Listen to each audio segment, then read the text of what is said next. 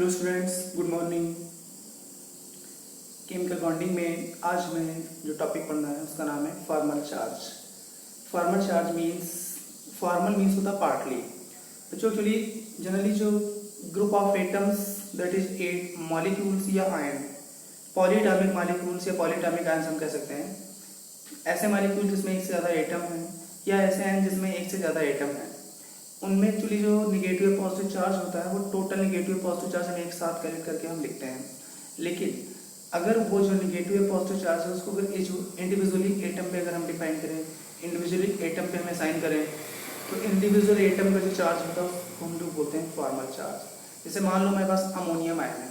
अब अमोनियम पे 1+ होता है, लेकिन अमोनियम में 1 नाइट्रोजन और 4 हाइड्रोजन है, तो वो पॉजिटिव चार्ज उस नाइट्रोजन पे है, ये 4 हाइड्रोजन में से किसी एक हाइड्रोजन पे है।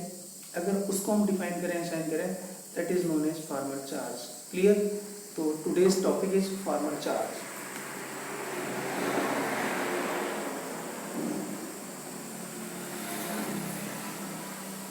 And it is in short form known as FC, formal charge.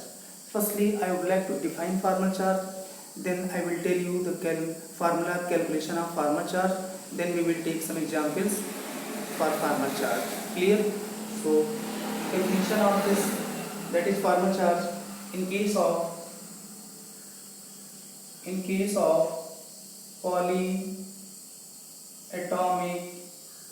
molecules or ions, the charge is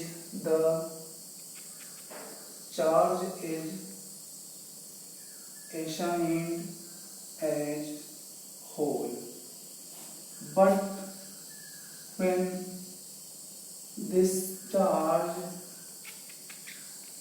is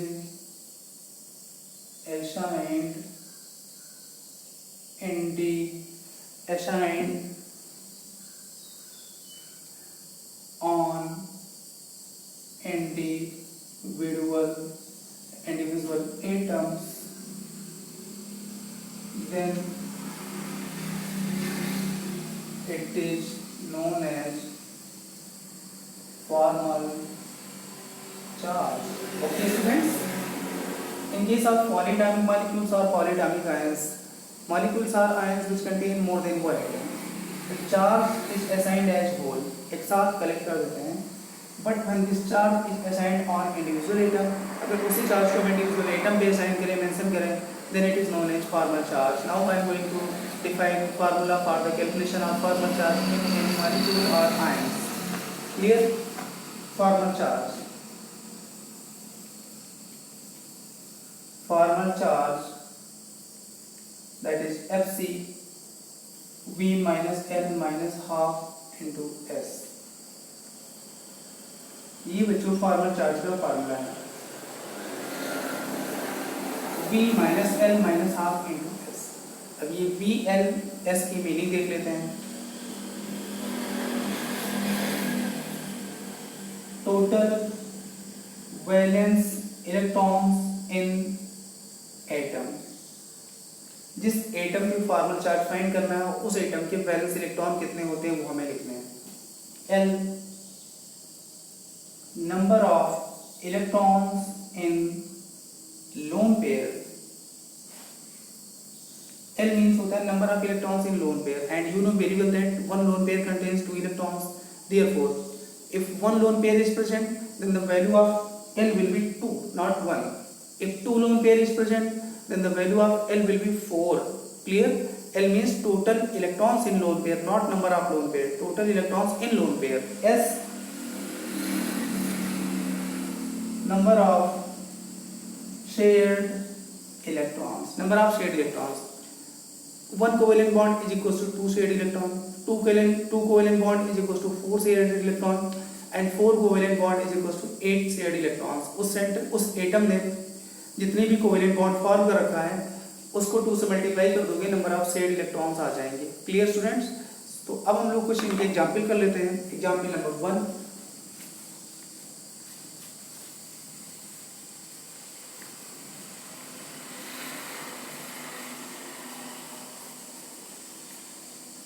example number 1, ozone. Ozone, ozone के structure O, double bond O, single bond O, clear. 1 2 3 4 5 6, this is the structure of ozone. ठीक, ozone में सबकी octet complete हो चुकी है। इसमें 6 electron हैं, ठीक है, 1 2 3 4 5 6, इसमें 1 2 3 4 5 और एक यहाँ पे आ गया 6, इसके 1 2 3 4 5 6, ठीक। Oxygen number 1, number 2, number 3। देखने में तो मॉलिक्यूल न्यूट्रल लग रहा है। अब इसमें हर एटम का हमें इंडिविजुअल फार्मल चार्ज फाइंड करना पड़ेगा, ठीक है। Formal charge on 1 oxygen, oxygen number 1, valence electron 6 होते हैं, माइनस इस पर लोन पेयर में कितने इलेक्ट्रॉन, 1 2 3 4। शेड इलेक्ट्रॉन्स कितने हैं, 2 कोवैलेंट बॉन्ड, 2 2 जा 4 होते हैं। इसको सॉल्व करोगे तो 2 2 जा 4 और 6 - 4 - 2, 0 आ गया students. Formal charge on second oxygen, second oxygen पे फाइंड कर लो, 6 - V - L। इस पे लोन पेयर कितने, सिर्फ 2, लोन पेयर में इलेक्ट्रॉन 2 है। S 1 2 3 3 2 जा 6 माइनस +1 आ गया, इसका फार्मल चार्ज कितना आ गया, +1। Formal charge on oxygen third,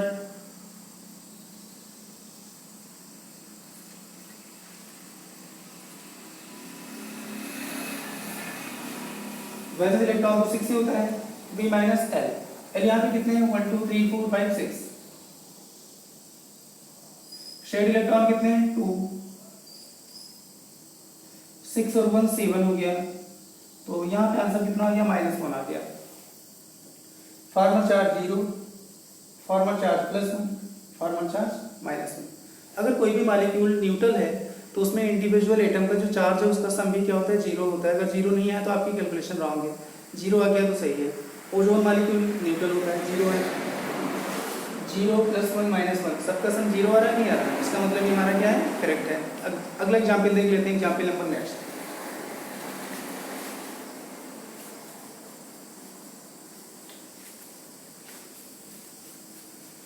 example number next बच्चों है carbonate CO3 double minus C double bond O,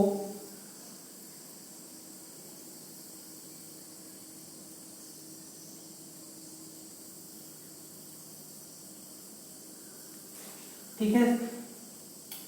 और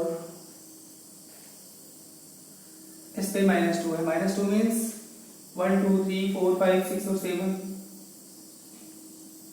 1 2 3 4 5 6 और 7, ठीक है। अब इसमें अगर आप फार्मल चार्ज फाइंड करोगे, ठीक है,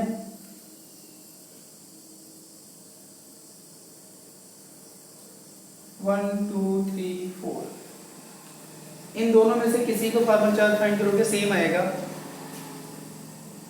फार्मल चार्ज ऑन फर्स्ट और second oxygen, V - L 1 2 3 4 5 6, shared electron 2 है, 6 - 6 -1, तो फार्मल चार्ज इस पर भी -1, इस पर भी -1। Formal charge on third oxygen,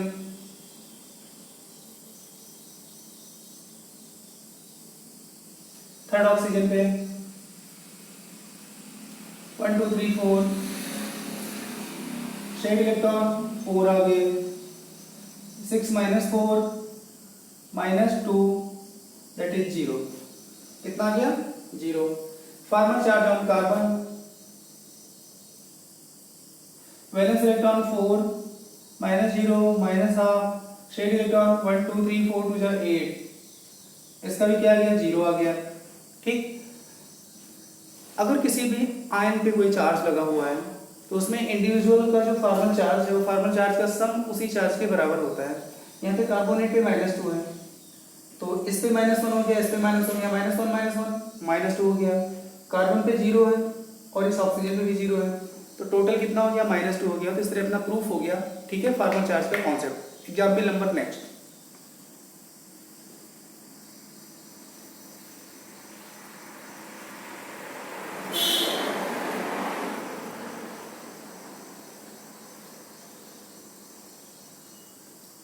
example next students.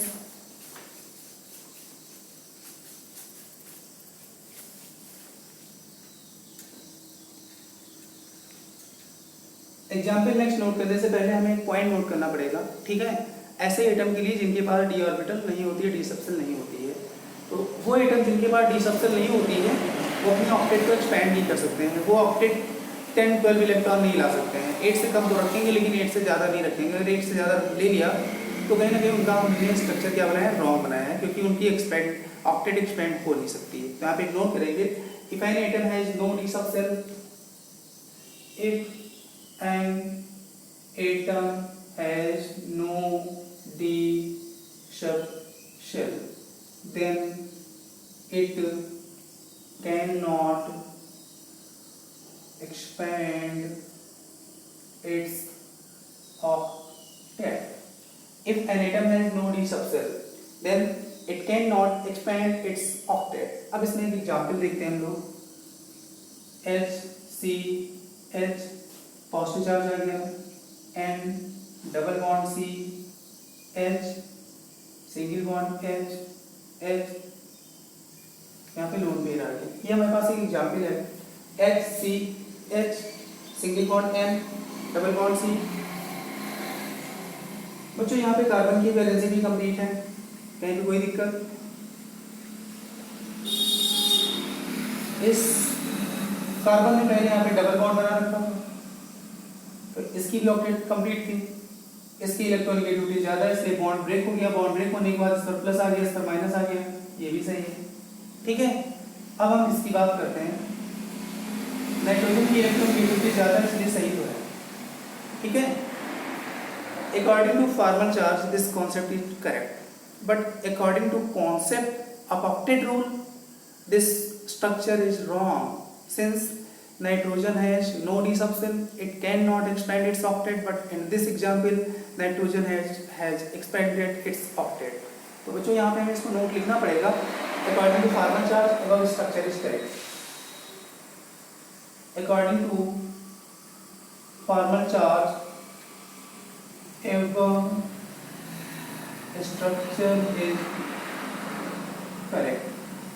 Formal charge से अकॉर्डिंग टू ऊपर का स्ट्रक्चर क्या है, करेक्ट है। But according to concept,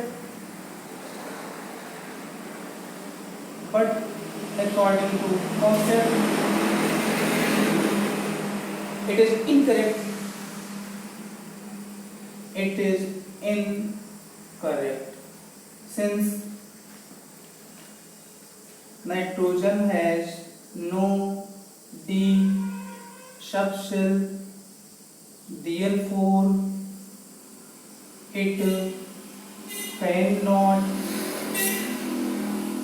expand its octet, but in above example it has expanded its octet. Here according to formal charge above structure is correct, but according to concept it is incorrect. According to concept it is incorrect. The reason behind this, since nitrogen has no d subshell, nitrogen के पास d subshell नहीं है, therefore it cannot expand its octet, इसलिए octet को expand नहीं कर सकता। लेकिन बच्चों इस एग्जाम्पल में इसने क्या कर रखा है, ऑक्टेट को एक्सपेंड करा रखा है, इसलिए ये आंसर क्या है, स्ट्रक्चर रॉन्ग है। लेकिन बाई फॉर्मल चार्ज क्या है, करेक्ट है। ठीक है, एग्जाम्पल नंबर नेक्स्ट।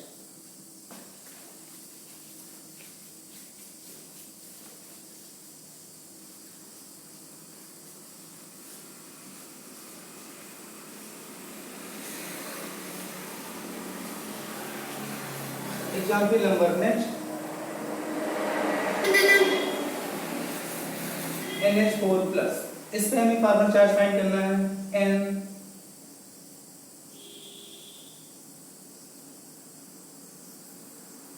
ठीक है।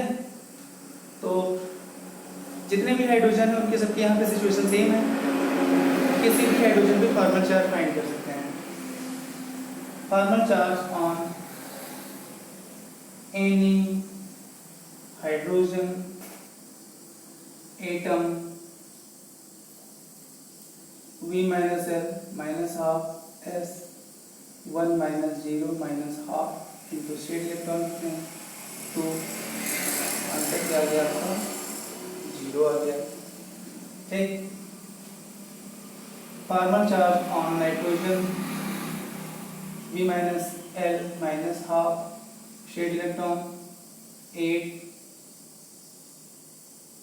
+1, यहाँ पे 0 आ गया, यहाँ पे +1 आ गया, तो फॉर्मल चार्ज 0 0 0 0 और इसका +1, सबका सम क्या होगा, +1 होगा। +1 यहाँ पे आया भी है, तो हमें पता लग गया कि ये जो +1 है ये एक्चुअली कहाँ का है, ये एक्चुअली नाइट्रोजन का है। कहाँ का है, नाइट्रोजन का है। तो हमें पता लग गया कि जो हमने असाइन किया था होल फॉर्म चार्ज, वो चार्ज अगर हम इंडिविजुअल बात करें तो किस एटम पे वो एक्वायर होगा, ये हमें किससे पता लगता है, फॉर्मल चार्ज से पता लगता है। ठीक है स्टूडेंट, तो इसके साथ साथ हमारी बैलेंस सेल इलेक्ट्रॉन पे रिपल्सन थ्योरी का पार्ट भी फिनिश हो गया है। अब इसके बाद आगे एक थ्योरी और है जिसको हम लोग बोलते हैं molecular orbital theory. Clear, it's another name is linear combination of atomic orbitals, LCAO। Okay students, so I am going to start next theory, molecular orbital theory.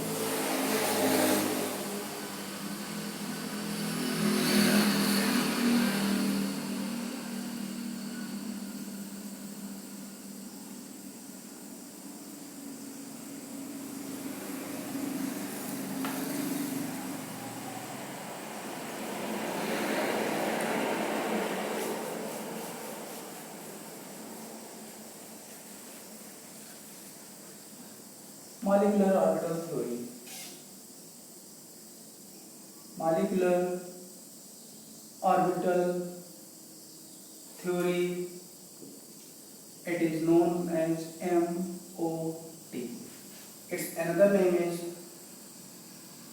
linear combination of atomic orbitals, LCAO, linear combination of atomic orbitals. इस theory का statement ये है, अगर दो atomic orbitals combine होते हैं तो दो ही मॉलिक्यूलर ऑर्बिटल बनते हैं, एक लोअर एनर्जी का जिसको हम लोग बोलते हैं एंटी बॉन्डिंग मॉलिक्यूलर ऑर्बिटल, और एक हायर एनर्जी का जिसको, आई रिपीट अगेन, अगर दो एटॉमिक ऑर्बिटल कंबाइन होते हैं तो दो ही मॉलिक्यूलर ऑर्बिटल बनते हैं, एक लोअर एनर्जी लेवल का बनता है जिसको बॉन्डिंग मॉलिक्यूलर ऑर्बिटल बोलते हैं, दूसरा हायर एनर्जी का बनता है जिसको हम लोग बोलते हैं anti bonding molecular orbital. Clear student, इसको हम लोग करेंगे according to MOT। According to MOT, when two atomic orbitals are combined, when two atomic orbitals are combined, then two molecular orbitals are formed. When two atomic orbitals are combined, then two molecular orbitals are formed. One with lower energy known as bonding molecular orbital, one with lower energy known as bonding molecular orbital known as BMO, and another with higher energy known as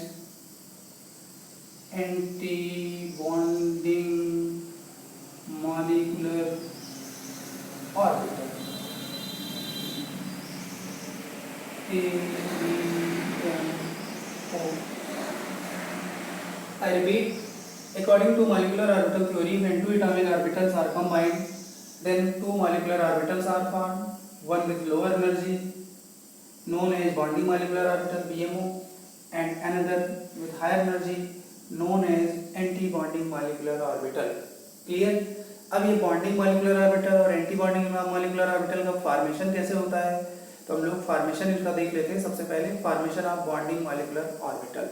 clear? Formation of bonding molecular orbital.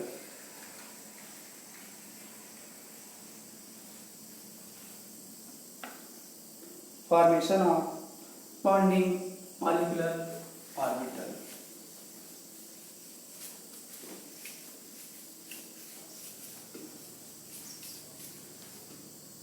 Formation of bonding molecular orbital. Formation of bonding molecular orbital BM.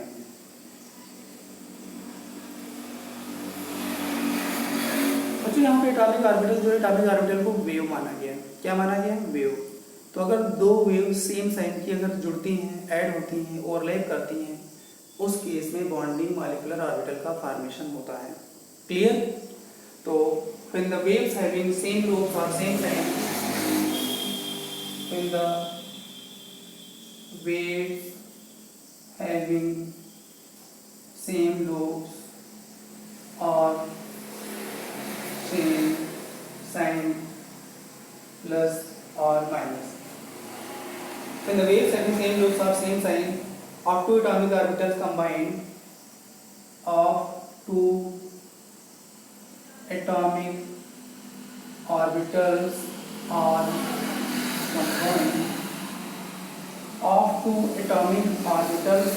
combined, then it forms bonding molecular orbital. Then it forms bonding molecular orbital, BMO, bonding molecular orbital. Clear? The energy of bonding molecular orbital is always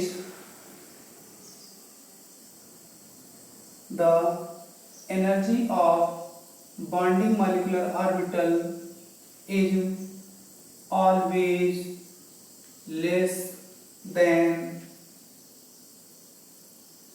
combining atomic orbitals. The energy of bonding molecular orbitals is always less than the combining atomic orbitals. जो atomic orbital combine हो रहे हैं उनसे कम energy हो जाती है bonding molecular orbital की, लेकिन स्टेबिलिटी क्या होती है? बढ़ जाती है। Stability of bonding molecular orbital, stability of bonding molecular orbital is more than combining atomic orbitals. Combining atomic orbitals. Stability क्या होती है? ज़्यादा होती है, क्योंकि स्टेबिलिटी और एनर्जी में अपोजिट रिलेशन है। जहाँ पे एनर्जी कम होगी वहाँ पे स्टेबिलिटी क्या होगी? ज़्यादा होगी, और जहाँ पे एनर्जी ज़्यादा होगी वहाँ पे स्टेबिलिटी क्या होगी बच्चों? कम होगी। तो यहाँ पे बॉन्डिंग मॉलिक्यूलर ऑर्बिटल की एनर्जी कम हो जाती है और स्टेबिलिटी क्या होती है? बढ़ जाती है। अब इसका जो फॉर्मेशन है, फॉर्मेशन इसको एक ग्राफ से देखते हैं।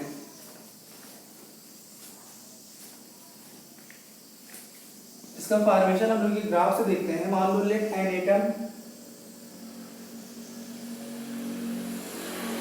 ए है, ठीक है,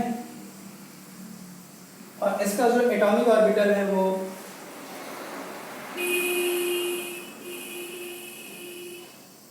ये जो एम्पलीट्यूड है इसको हम डिनोट करते हैं साई एच। क्लियर? दूसरा, another atom B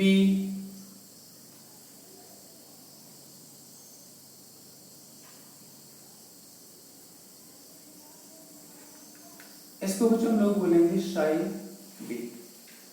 अब इन दोनों को जब ऐड करने से मॉलिक्यूलर ऑर्बिटल का फॉर्मेशन होता है, तो मॉलिक्यूलर ऑर्बिटल का फॉर्मेशन कैसे होगा? दोनों ऐड हो जाएगा, और ऐड होने के बाद ऐड होने के बाद जो मॉलिक्यूलर ऑर्बिटल हमारा प्रिपेयर होगा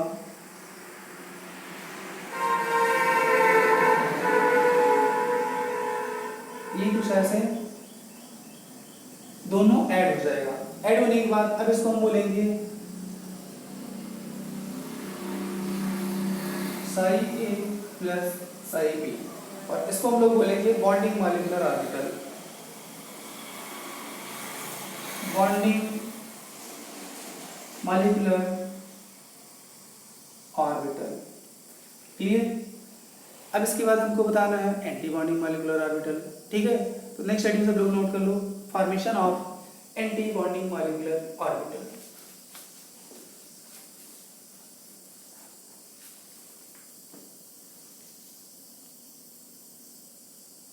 formation of anti bonding molecular orbital A, B, M और ओ। इसमें क्या होता है, अगर दो अपोजिट साइन की लोब ऐड होती हैं, ओवरलैप करती हैं टू एटॉमिक ऑर्बिटल्स की, तब जो मॉलिक्यूलर ऑर्बिटल बनता है उसको हम लोग बोलते हैं anti bonding molecular orbital, clear.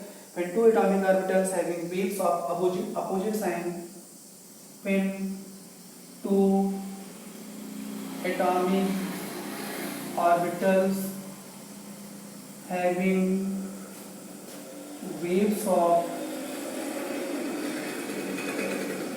opposite sign, when two atomic orbitals having waves of opposite sign are combined,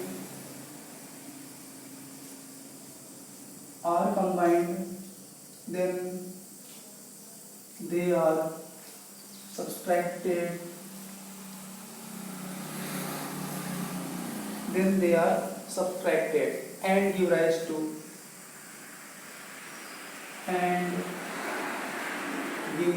to anti-bonding molecular orbital। और क्या बनाते हैं, anti bonding molecular orbital. The energy of anti bonding molecular orbital, the energy of anti bonding molecular ABMO is always more than the combining atomic orbitals। The energy of anti-bonding molecular orbital is always more than the combining atomic orbital। Stability of anti-bonding molecular orbital is less than the combining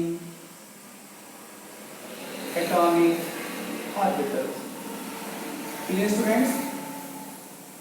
Energy of anti-bonding molecular orbital is always more than the combining atomic orbitals, while stability of anti-bonding molecular orbital is less than the combining atomic orbitals। Energy and stability both are inversely relation।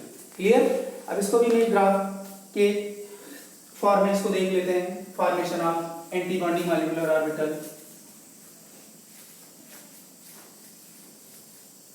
ठीक है, मान लो एक atom A,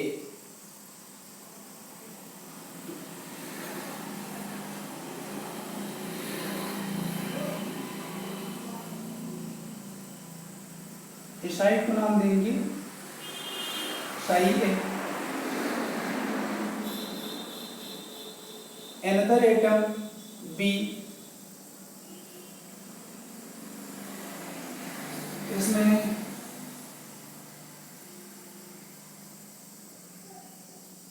ये है, इसको हम लोग बोलते हैं साई पी। बच्चों इसको जब ऐड करेंगे तो ऐड करने में सब्ट्रैक्शन हो जाएगा, और इनकी जो हाइट है क्रेस्टोट्रॉपी क्या हो जाएगी, क्रेस्टोट्रॉपी हाइट या डेप्थ क्या होती जाएगी, छोटी होती जाएगी। क्या होती जाएगी, छोटी होती जाएगी। तो जब हम मॉलिक्यूलर ऑर्बिटल का फॉर्मेशन करेंगे तो मॉलिक्यूलर ऑर्बिटल के फॉर्मेशन में